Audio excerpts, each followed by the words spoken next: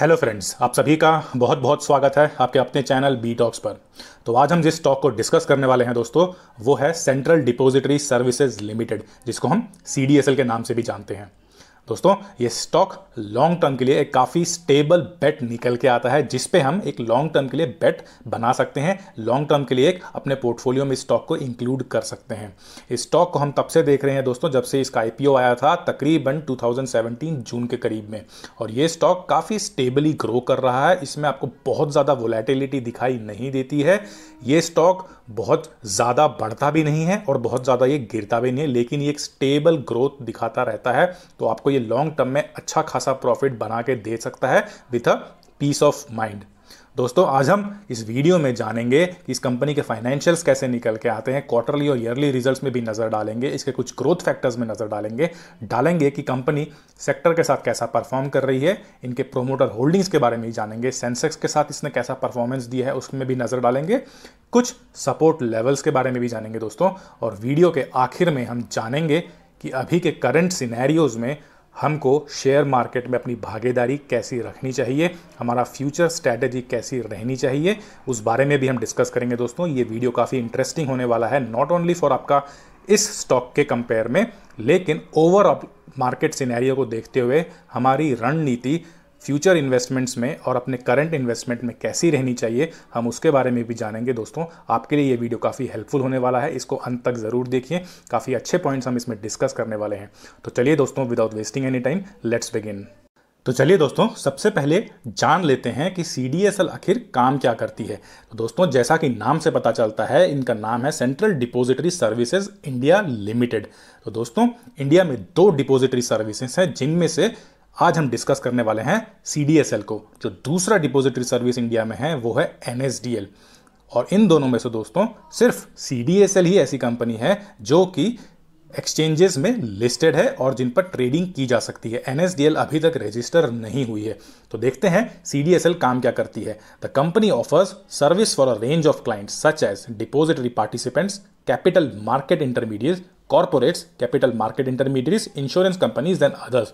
तो इनके जो क्लाइंट्स हैं दोस्तों, वो डिपॉजिटरी पार्टिसिपेंट्स हैं, कैपिटल मार्केट इंटरमीडिएट्स हैं, कॉर्पोरेट्स हैं और इंश्योरेंस कंपनीज हैं। तो दोस्तों, जो डिपॉजिटरी पार्टिसिपेंट्स हैं, जिनको कॉमन मैन ब्रोकर्स के नाम पे भी जानता है, जैसा कि जो भी जीरोधा में लोग इन्वेस्ट कर रहे हैं, उन्हें जीरोधा का हम डिपॉजिटरी पार्टिसिपेंट बोलेंगे या फिर DP बोलेंगे। और जीरोधा CDSL के अंडर रजिस्टर है। अगर आप NSDL की बात करें तो जैसा कि HDFC सिक्योरिटीज़ है, वो NSDL के अंडर आती है। तो जो भी ये डिपॉजिटरी पार्टिसिपेंट्स DP या फिर ब्रोकर्स होते हैं, वो डायरेक्टली मार्केट में काम नहीं कर सकते हैं। उन्हें सबसे पहले इन दोनों डिपॉजिटरी सर्विसेज में किसी एक के अंदर रजिस्टर करना होता है और उसके बाद ही वो अपने सर्विसेज अपने क्लाइंट्स या फिर इन्वेस्टर्स को प्रोवाइड कर सकते हैं। हम जो भी बाइंग करते हैं, हम जो भी शेयर्स या स्टॉक्स मार्केट में खरीदते हैं, वो हम ब्रोकर्स के थ्रू खरीदते हैं, लेकिन at the end of the day वो सारे जाके सिक्योरिटीज़ जो भी होती हैं वो डिपॉजिट होती हैं इन दोनों ही डिपॉजिटरी सर्विसेज के पास। और ये दोनों ही डिपॉजिटरी सर्विसेज आपको at the end of the month एक स्टेटमेंट ऑफ अकाउंट भेजते रहते हैं, जहां पर आपने ड्यूरिंग द मंथ जो भी सेलिंग या बाइंग की होगी उसका आपको एक स्टेटमेंट ऑफ अकाउंट मिलता है, आपके ईमेल आईडी में वो आता रहता है। तो प्लीज़ उन स्टेटमेंट ऑफ अकाउंट्स को देखा करिए, आपको अच्छी खासी जानकारी अपने डीमैट अकाउंट्स के बारे में, आपके शेयर्स होल्डिंग के बारे में, अपने म्यूचुअल फंड होल्डिंग्स के बारे में, अपने सिक्योरिटीज होल्डिंग के बारे में अच्छी खासी नॉलेज आपको वहाँ से मिल जाती है। तो दोस्तों, ये तो बात होगी कि CDSL काम क्या करते हैं। और इसमें एक और बात नोट करने वाली ये है कि इन दोनों ही कंपनीज में CDSL और NSDL में ओनली CDSL ही है जो एक्सचेंजेस में लिस्टेड है और जिसमें ट्रेडिंग की जा सकती है। यानी कि CDSL ही एक ऐसी कंपनी है जो ट्रेडिंग के लिए अवेलेबल है। और दोस्तों, अगर आप ये जानना चाहते हैं कि आपका ब्रोकर CDSL में रजिस्टर है या फिर NSDL में रजिस्टर है, तो इसको जानना काफ़ी सिंपल है। अगर आपका डीमैट अकाउंट में सिर्फ नंबर नज़र आते हैं तो आपका जो ब्रोकर है या फिर आपका जो डिपॉजिटरी पार्टिसिपेंट है या फिर DP जिसको बोलते हैं, या फिर आपका जो ब्रोकर है वो CDSL में रजिस्टर है। ये एक 16 डिजिट नंबर होगा। आपका डीमैट अकाउंट एक 16 डिजिट नंबर होता है, सिर्फ नंबर्स होते हैं, तो वो CDSL में रजिस्टर हैं। अगर आपका डीमैट अकाउंट IN से शुरू होता है और उसके बाद नंबर्स होते हैं, तो इसका मतलब जो आपका ब्रोकर है वो NSDL में रजिस्टर है। तो दोस्तों ये तो हो गया NSDL और CDSL में डिफरेंस। चलिए इसी के साथ हम जान लेते हैं कि CDSL के कुछ फाइनेंशियल्स कैसे नज़र आ रहे हैं। तो दोस्तों अगर इसके मार्केट कैप पे नज़र डालें तो विथ 4,273 करोड़ ये एक स्मॉल कैप कंपनी निकल के आती है। जहां तक इसके करंट प्राइस पे नज़र डालें तो ये अराउंड 408.90 में ट्रेड कर रही है। आगे चल के इसके करंट मार्केट प्राइस पर भी नज़र डालेंगे, ये अपडेटेड फिगर्स नहीं है। जहां तक इनके 52 वीक हाई एंड लो में नज़र डालें तो इन्होंने हाई बनाया था तकरीबन 436.00 का और जो इन्होंने लो बनाया था तकरीबन 179.80 का। तो दोस्तों हम इस स्टॉक को बहुत पहले से ट्रैक करते आ रहे हैं। जब ये 170 के अराउंड या 160 के अराउंड ट्रेड कर रही थी तभी से हम इसको देखते आ रहे हैं। तकरीबन 3 साल पहले इनका आईपीओ निकला था, जून 2017 के करीब इनका आईपीओ आया था और ये कंपनी काफ़ी स्टेबल ग्रोथ तभी से दिखा रही है। इस कंपनी में एक स्टेबल ग्रोथ हुआ है और ये 160-170 के लेवल से बढ़ते हुए ये कंपनी आज 436 में ट्रेड कर रही है। हम इनके आज के डे के परफॉर्मेंस पर भी चार्ट नज़र डालेंगे जहां पर ये कंपनी तकरीबन 470 तक भी गई है। अगर हम इनके बुक वैल्यू में नज़र डालें तो ये निकल के आता है 69.28 का। इनके अगर हम स्टॉक पी में नज़र डालें तो ये निकल के आ रहा है 34.22 का। तो कंपनी थोड़े हाई वैल्यूएशंस में तो ट्रेड कर रही है बिकॉज इनका शेयर मार्केट में कोई दूसरा ऑप्शन अवेलेबल भी नहीं है, तो थोड़े हाई वैल्यूएशंस में कंपनी दिखेगी। और इस कंपनी के लिए जो एक एडवांटेज रहता है दोस्तों वो ये है कि चाहे शेयर मार्केट अप जाए या चाहे शेयर मार्केट डाउन जाए, इन्वेस्टर्स तो अकाउंट खोलना बंद नहीं करेंगे, नए इन्वेस्टर्स आते रहेंगे। और जैसा कि इंडियन पॉपुलेशन में अगर नज़र डालें तो काफ़ी माइन्यूट पार्टिसिपेंट्स आपको शेयर मार्केट में दिख रहा है जिनके फ्यूचर में बहुत ज़्यादा एक ग्रोथ नज़र आएगी, बहुत ज़्यादा पार्टिसिपेशन शेयर मार्केट में बढ़ेगा। जितना ज़्यादा लोगों को शेयर मार्केट के बारे में पता चलेगा, जितने ज़्यादा लोग शेयर मार्केट में इंटरेस्ट दिखाएंगे, उतने ज़्यादा अकाउंट्स खुलेंगे और उतना ज़्यादा ही NSDL और CDSL को प्रॉफिट मिलेगा। तो फ्यूचर में भी इनके ग्रोथ के बहुत ज़्यादा अपॉर्चुनिटीज़ बढ़ेंगे।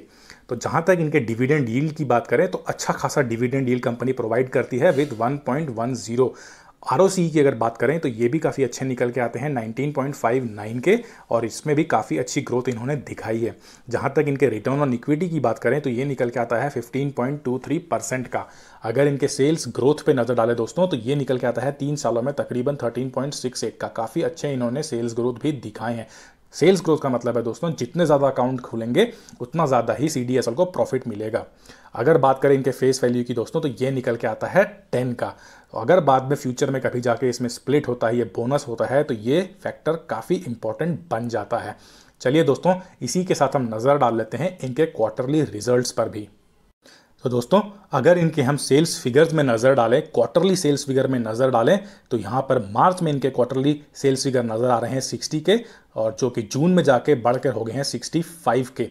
एक्सपेंसेस में नज़र डालें तो ये निकल के आते हैं 34 के मार्च क्वार्टर में और जून क्वार्टर में घट के हो जा रहे हैं 27 के।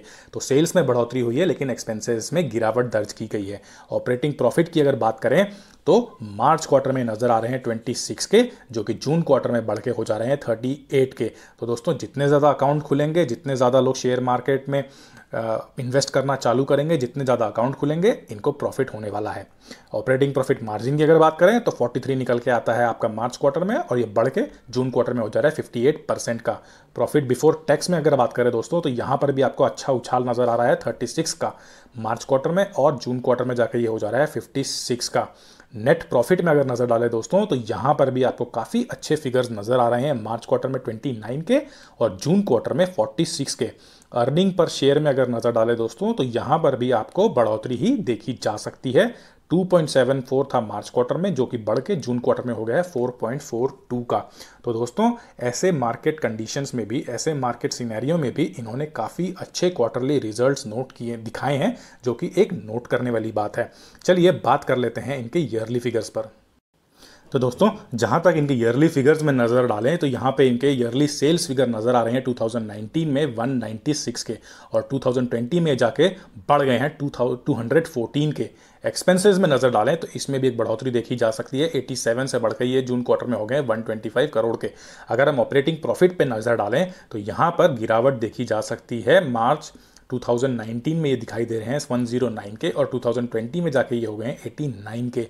ऑपरेटिंग प्रॉफिट मार्जिन में अगर नज़र डालें तो यहाँ पर गिरावट देखी जा सकती है, 56% से गिर के ये हो गए हैं 42% के। अगर प्रॉफिट बिफोर टैक्स में नज़र डालें तो यहाँ पर आपको एक गिरावट देखी जा सकती है। 2019 में 148 के थे जो कि 2020 में जाके हो गए हैं 136 के। नेट प्रॉफिट में अगर नज़र डालें तो यहाँ पर एक गिरावट देखी जा रही है, 114 से घट के हो गए हैं 106 के। अर्निंग पर शेयर में अगर नज़र डालें तो 10.86 से एक मार्जिनल डिक्लाइन नज़र आ रहा है 10.16 का। डिविडेंड भी दोस्तों काफ़ी अच्छा कंपनी देती है। इनका डिविडेंड पे आउट निकल के आता है 37% का 2019 में, जो कि 2020 में बढ़ के हो गया है 44% का। तो डिविडेंड पे आउट भी इनके काफ़ी अच्छे निकल के आते हैं। तो दोस्तों जहां तक नज़र डालें तो इनके क्वार्टरली रिजल्ट से ईयरली रिजल्ट्स में थोड़े कम अच्छे फिगर्स नज़र आ रहे हैं, लेकिन बहुत बुरे नहीं हैं। तो यानी ओवरऑल कंपनी ने ईयरली या फिर क्वार्टरली में देखें तो अच्छा परफॉर्मेंस ही दिया है, बहुत ज़्यादा खराब परफॉर्मेंस इन्होंने नहीं दिखाया है। तो दोस्तों अगर इसी के साथ हम इनके कुछ ग्रोथ फैक्टर्स में भी नज़र डाल दें तो कंपनी ने जो सेल्स ग्रोथ दिखाए हैं वो काफ़ी अच्छे सेल्स ग्रोथ दिखाए हैं। इन्होंने पिछले साल में तकरीबन 10.90 के सेल्स ग्रोथ दिखाए हैं, जो कि बढ़ के 3 सालों में हो जा रहे हैं 13.68 के, और 5 सालों में ये बढ़ के हो जा रहे हैं 15.27 के, और 10 सालों में ये बढ़ के हो जा रहे हैं 7.52 के। तो कंपनी एक कंटिन्यूस सेल्स ग्रोथ दिखा रही है, अच्छा खासा सेल्स ग्रोथ, एक स्टेबल सेल्स ग्रोथ दिखा रही है। जहां तक बात करें प्रॉफिट ग्रोथ के तो यहां पर भी इन्होंने अच्छा प्रॉफिट ग्रोथ दिखाया है साल दर साल। पिछले साल की अगर बात करें तो तकरीबन 4.87 का इनको प्रॉफिट ग्रोथ दिखा रहे हैं।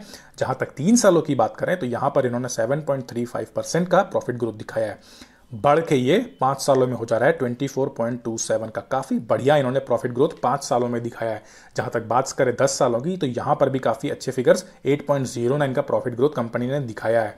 अगर हम बात करें CAGR की दोस्तों, तो जैसा कि कंपनी लिस्टेड ही आपका 2017 में हुई है तो 5 साल के फिगर्स अवेलेबल नहीं है। जून 2020 में ही इनको 3 साल हुआ है, तो 3 सालों में इन्होंने तकरीबन 6.55% के CAGR दिखाए हैं, लेकिन पिछले 1 सालों में तकरीबन 112.42 के जबरदस्त CAGR कंपनी ने दिखाए हैं। तो दोस्तों ये कंपनी मल्टीबैगर रिटर्न्स आपको नहीं देगी, लेकिन आपको एक पीस ऑफ माइंड देगी और आपका जो इन्वेस्टमेंट है उसमें आपको एक अच्छा स्टेबल ग्रोथ दिखाती रहेगी। ऐसे स्टॉक्स भी आपके पोर्टफोलियो का हिस्सा जरूर होने चाहिए। और जहां तक देखा जाए हमारा स्टॉक मार्केट, जो ओवरऑल स्टॉक मार्केट का इंडस्ट्री है, वो काफ़ी इनिशियल स्टेजेस में ही है, और आने वाले टाइम पर इसमें एक आपको बहुत बड़ा एक पोटेंशियल नज़र आता है, जहां पर मार्केट में बहुत सारे लोग इन्वॉल्व होंगे।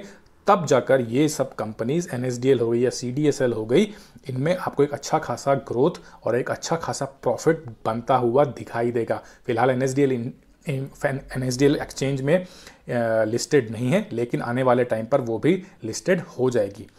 अगर इनके हम रिटर्न ऑन इक्विटी में नज़र डालें दोस्तों, तो यहाँ पर लास्ट ईयर इन्होंने तकरीबन 15.23% का रिटर्न ऑन इक्विटी दिखाया है।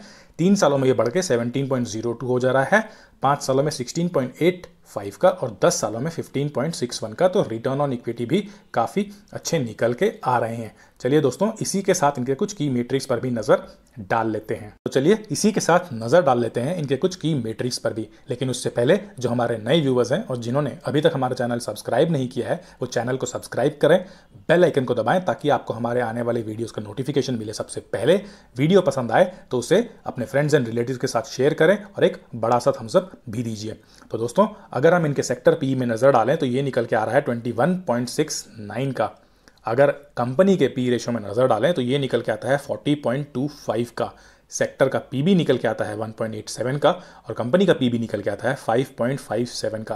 तो कंपनी काफ़ी हाई वैल्यूएशंस पे ट्रेड कर रही है, और दोस्तों ये अंडरस्टैंडेबल है, इकलौती कंपनी है डिपॉजिटरीज से जो कि एक्सचेंज में लिस्टेड है, तो थोड़े हाई वैल्यूएशंस में मिलेगी। परफॉर्मेंस भी अच्छा है तो आपको हाई वैल्यूएशंस में मिलना लाजमी है। जहाँ तक बात करें इनके डिविडेंड यील्ड के, तो सेक्टर का डिविडेंड यील्ड है 0.83% का, लेकिन कंपनी आपको काफ़ी अच्छे डिविडेंड यील्ड भी देती है दोस्तों, विथ 1.10 के डिविडेंड यील्ड नजर आ रहे हैं। चलिए दोस्तों इसी के साथ हम इनके कुछ शेयर होल्डिंग पैटर्न्स पर भी नजर डाल लेते हैं।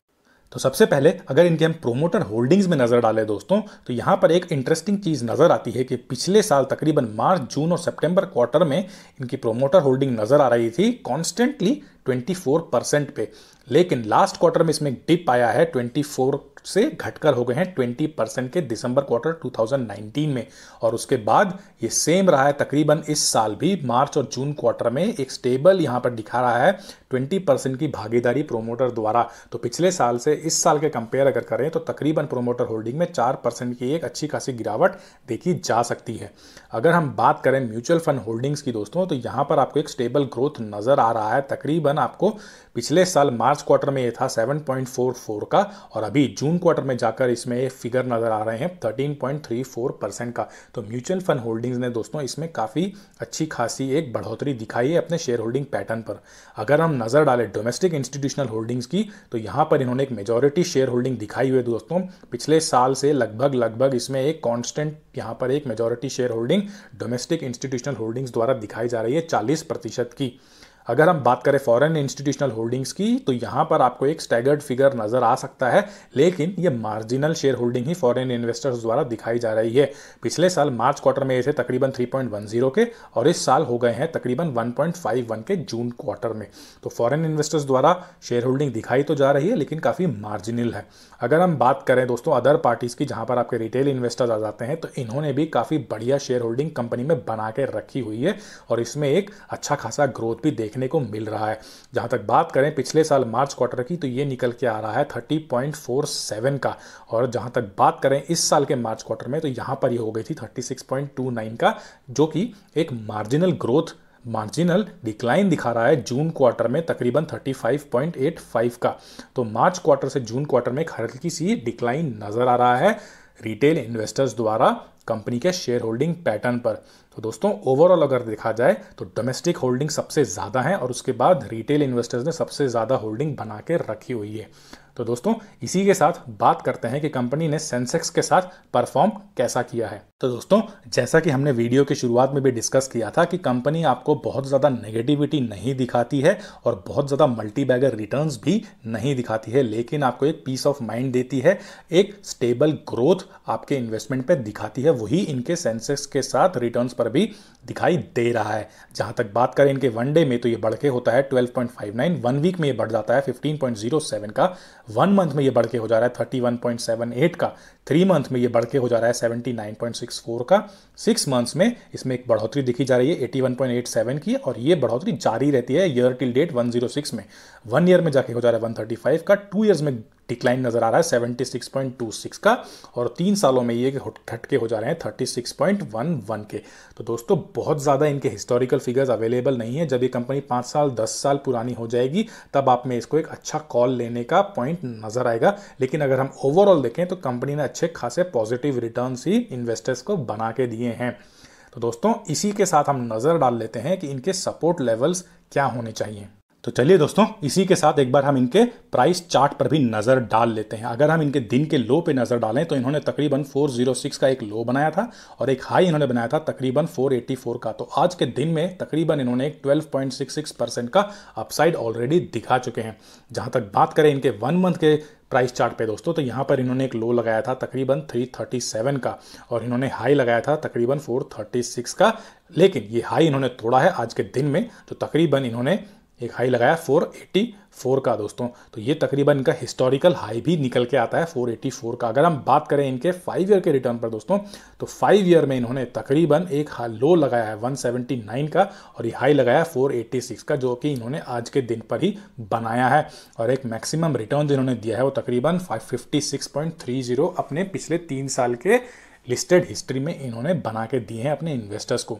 चलिए दोस्तों इसी के साथ हम जल्दी से बात कर लेते हैं कि यहाँ पर सपोर्ट लेवल्स यानी कि बाय लेवल्स कौन से हो सकते हैं जिनमें एक नई पोजीशंस बनाई जा सकती है। जो हमको सबसे पहला एक बाय लेवल नज़र आ रहा है वो नज़र आ रहा है 393 का दोस्तों। जो सेकंड लेवल हमको नज़र आ रहा है वो नज़र आ रहा है 377 का। तीसरा लेवल जो हमको नज़र आ रहा है वो नज़र आ रहा है 331 का, और जो आखिरी लेवल हमको नज़र आ रहा है जो हमको एक कंजर्वेटिव बाइंग के लिए भी अच्छा लेवल लगता है वो है 285 का। तो इन चारों लेवल्स पे आप नज़र बना के रखिए, और इन चारों लेवल्स पे आप एक छोटी मोटी हल्की बाइंग कर सकते हैं। जो हमको इनके सपोर्ट लेवल्स जो हमको टारगेट लेवल्स नज़र आ रहे हैं जहाँ पर एक प्रॉफिट बुकिंग कर सकते हैं, तो पहला लेवल जो हमको नज़र आ रहा है वो नज़र आ रहा है 479 का। दूसरा लेवल जो नज़र आ रहा है वो नज़र आ रहा है 489 का, और तीसरा लेवल जो हमको नज़र आ रहा है वो नज़र आ रहा है 514 का, और जो फोर्थ एंड लास्ट लेवल हमको नज़र आ रहा है जहाँ पर आप प्रॉफिट बुकिंग कर सकते हैं वो है 5 60 का। तो दोस्तों ये जो टारगेट लेवल्स हैं ये उन्हीं इन्वेस्टर्स के लिए हैं जिन्होंने इस स्टॉक में थोड़े हाई वैल्यूएशंस में एंट्री पोजीशंस बनाई है और यहाँ पर वो प्रॉफिट बुकिंग करके निकलना चाहते हैं, उनके लिए ये टारगेट लेवल्स हमने बताए हैं। लॉन्ग टर्म के लिए टारगेट लेवल्स नहीं है। लॉन्ग टर्म के लिए जो आपको हमने एंट्री लेवल बताई है वो तकरीबन 285 या फिर उसके नीचे। तो दोस्तों ये हो गए हमारे सपोर्ट लेवल्स और टारगेट लेवल्स इस स्टॉक पे। आशा करते हैं आपको हमारा आज का वीडियो काफ़ी पसंद आया होगा और आप इसे बड़ा सा थम्स अप देंगे। तो आज के लिए इतना ही। थैंक यू, धन्यवाद, जय हिंद।